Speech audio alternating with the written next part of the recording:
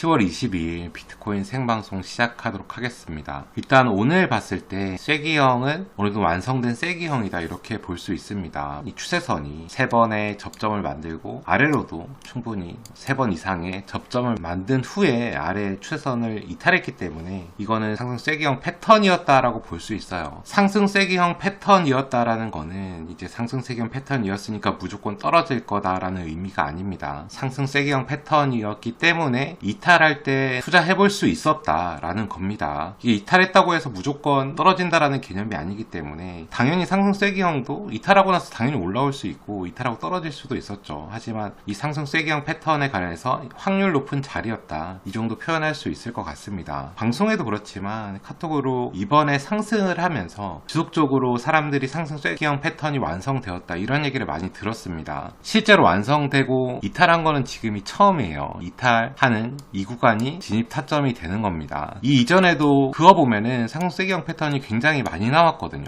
마음만 먹으면 얼마든지 상승 쐐기형 패턴을 확인할 수 있었는데 실제로 이탈을 안 했다는 거죠. 그래서 상승 쐐기형 패턴은 이탈할 때 진입을 해야 되고 그 다음에 접점이 3개 이상 나와야 조금 신뢰도 있는 추세선, 상승 쐐기형을 만든 추세선이 나온다 이렇게 생각을 합니다. 그리고 이번에 이 상승 추세선은 조금 중요한 의미가 있었어요. 이때까지 사실 가파른 폭으로 상승하면서 상승 추세선 자체를 깬 적이 없습니다. 근데 처음으로 상승 추세선을 깼어요. 그래서 어느 정도 의미는 있었다 이렇게 보입니다. 그럼 상승 쐐기형이 깨졌으면 이제 떨어지는 일만 남았느냐? 그렇게는 생각하지 않습니다. 사실은 항상 고점에서 떨어지는 첫 번째 하락은 큰 반등이 나오는 경우도 많기 때문에 지금 이 부분이 무조건 상승 쐐기형이 떨어질 거다라는 의미가 아니라 일단은 추세선을 이탈했기 때문에 이전까지는 사실 계속 상승 추세선을 떨어지지 않고 계속 올라왔잖아요. 이런 상황에서는 우리가 역추세 매매를 하거나 절대 이렇게 하면 안 되는 상황이었지만 지금은 상승 추세선을 이탈하는 순간을 일단 보여줬습니다. 그러니까 이전과는 조금 다르겠지만 그렇다고 해서 고점에서 떨어진 첫 번째 하락이 항상 위험하다라고 볼 수는 없거든요. 여러분들 나중에 차트를 보면 알겠지만 고점에서 떨어진 첫 번째 하락으로 시장이 고점대가 끝나는 경우는 거의 없어요. 아직까지는 기회는 남아있다 이렇게 생각을 하고, 제가 지지선으로 그어놓은 거는 6만 달러 정도 되거든요. 6만 달러는 이전에도 강한 저항선으로 만들었던 자리이기 때문에 이 지지선이 좀 중요한 부분이 됩니다. 사실은 지금 이 상승 쐐기형을 하락 돌파하고 떨어져도 이 지지선 밑으로만 내려가지 않으면 상승 추세를 아직까지 유지 중이다라고 판단할 수 있어요. 제일 많은 매물대 라인을 뚫지 못했기 때문에 아직까지는 상승이 유지 중이다라고 생각할 수 있고, 만약에 이 지지선 밑으로 떨어지게 되면 하락할 확률이 높으냐? 저는 그렇게는 생각하지 않습니다. 이 지지선 밑으로 떨어지게 되면은 이 구간에서의 박스권이나 움직임을 보여줄 가능성이 더 높다고 생각해요. 근데 떨어지고 나서 이 구간에서 움직이면은 제가 봤을 때는 여기서 매수 심리가 올라오느냐 안 올라오느냐가 이 뒤에 시장을 판단할 수 있는 근거가 될 수 있다고 보거든요. 왜냐하면 시장은 항상 고점에서 추구하는 바는 결국 개인한테 물량을 떠넘기는 일이 최우선이거든요. 그러니까 개인의 물량을 떠넘기려고 하면은 개인 매수 심리가 올라와야 되거든요.